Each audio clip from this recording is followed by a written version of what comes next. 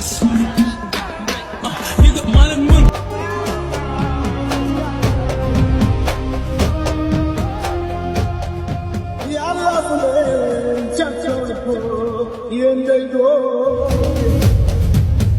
Considérant que M.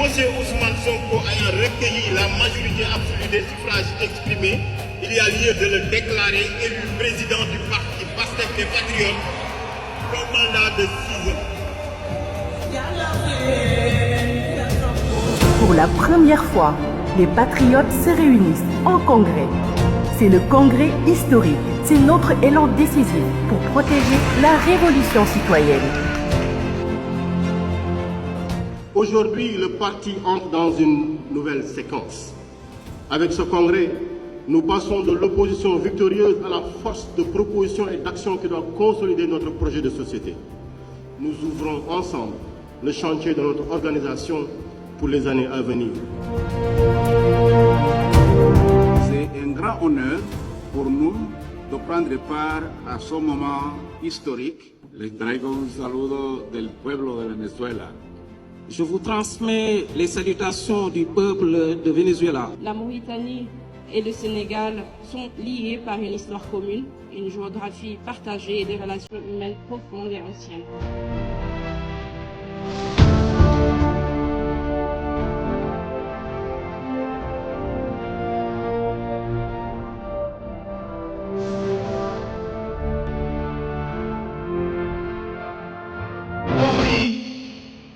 dañuy jox kàddu gi ki nga xam ne moom la ñu fal léegi président du parti Pastef les Patriotes monsieur Ousmane Sonko.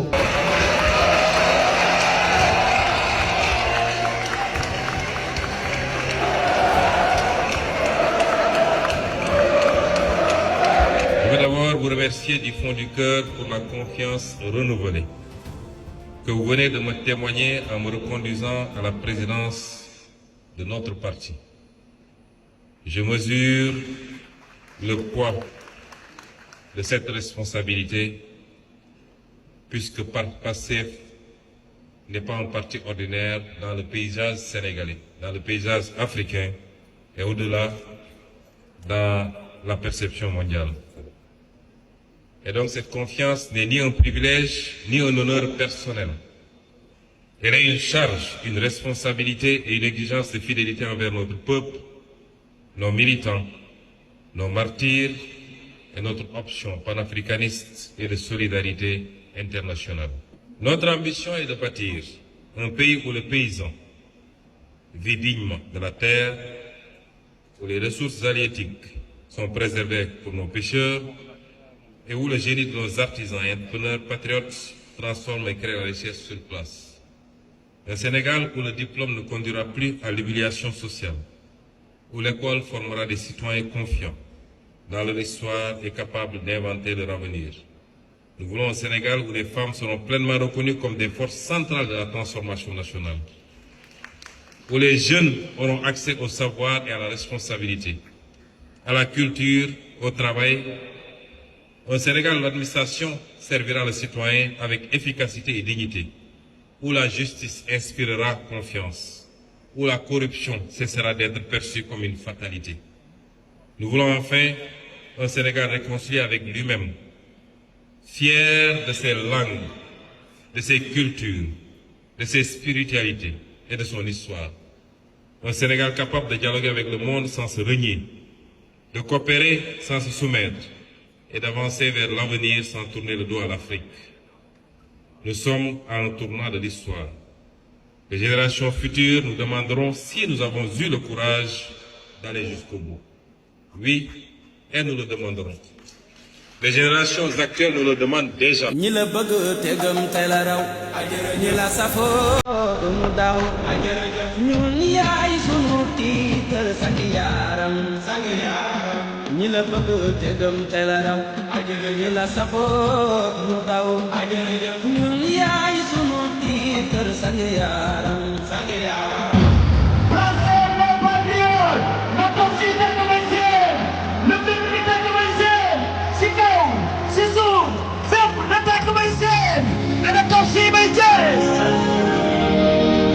Ousmane Sonko bu génnee ak mbooloo da ngay gis moom kii woon booy wax doo wax lu logique da ngeen a mën a attaqué sax ay gis xalaat bay attaqué Ousmane Sonko kii dafa dof yow wéroo.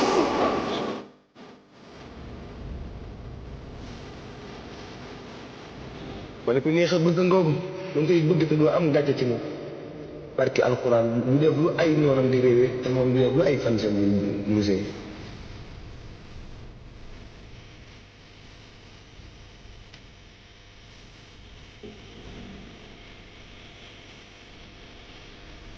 barki alxuraan waaye kii ne la ko nit di xool ni ko bañ yaa sell yaa gore. mbokk yi Pastef est avant tout une idée et on n'assassine pas une idée, on ne tue pas une idée.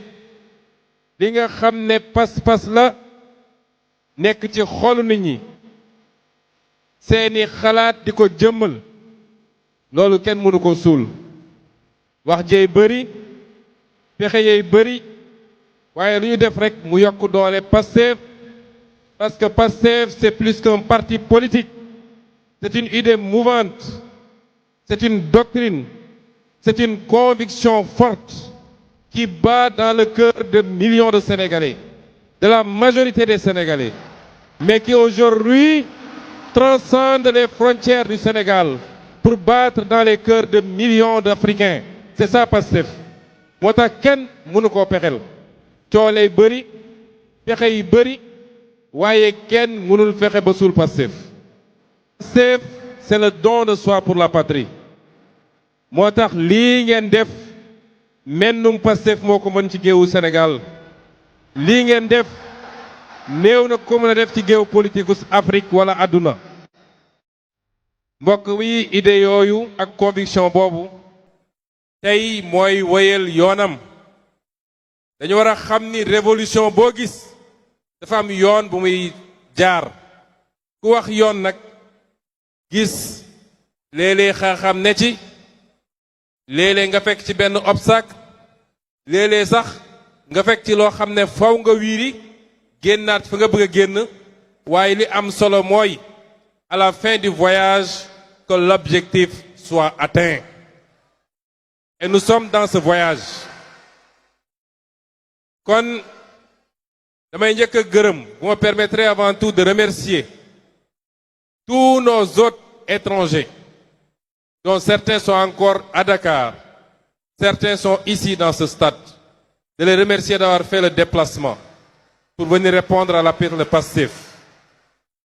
C'est des partis frères, des partis amis, avec lesquels Pastef noue une relation qu'on voudrait étendre progressivement dans tous les pays d'Afrique pour que le courant de pensée que nous incarnons, un courant de pensée souverainiste, patriotique, qui n'est pas exclusif des autres, mais qui pense d'abord aux intérêts du Sénégal et aux intérêts de chacun de nos pays, que ce courant de pensée puisse prospérer, essaimer et se répartir dans tout le continent.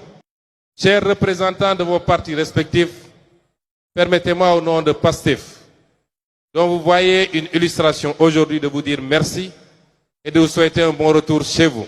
Je me parle ñooñu ma gërëm l'ensemble du peuple sénégalais parce que politique dafa am parti politique ak ñi ca bokk ñi fi nekk ñépp waa Pastef lañu waaye am ñoo xam ne du ñu jënd carte politique du ñu jënd carte parti politique bokkuñu ci parti waaye seen xol mën na faral parti boobu wala leader boobu loolu la ñuy wax sympathisant ñoom ñépp ñu ngi leen di boole di leen gërëm di leen jaajëfal ndax seen taxawaay bokk na ci li tax tey pexe bu ñu sos jëmale ko ci Pastef mu na sax ma teg ci nag sama jàmbaar yi sama jàmbaar yoo xam ne Sénégal amul seen fay man mi di wax ak yow awma seen fay mooy les militantes et les militants de Pastef que vous êtes dama bëgg ngeen tàccu seen bopp ngeen tàccu seen bopp ndax seen taxawaay moo réhabilité la politique au Sénégal demoon nañu ba ñépp ñàkk yaakaar ci politique koo wax mu ne la politique buñ ma joxul du ma def ndax politicien jaru ko buñ ma déglu du ma génn balaa may déplacé wu nañ ma jox 2500 ak t-shirt ak lu demee noonu waaye yéen ci seen taxawaay yéen a jëmmalaat politique ñu xam ni engagement politique c'est s'engager pour soi-même parce que c'est pour s'engager pour sa nation c'est s'engager pour son peuple c'est s'engager pour son avenir et l'avenir de ses enfants de ses petits-enfants man damay anorgueilliru saa su ne dellu sant yàlla ne li ma am ci militant fii ci Pastef te nag yéen a ma boole gaay yi yéen militant Pastef yéen a ma boole gaay yi li ma gaay yi iñaane du man sama jëmu bopp de waaye qualité militant yi ñu yàlla jox moom lañ ñu iñaane kon coow li yépp leen la léeg-léeg sax ma ne est-ce que de temps en temps bu ñu xewlee du ma leen abal quelques militants Pastef ngir ñu may ma jàmm tuuti yéenay problème bi kon ñu ngi leen di féliciter vous les militants de Pastef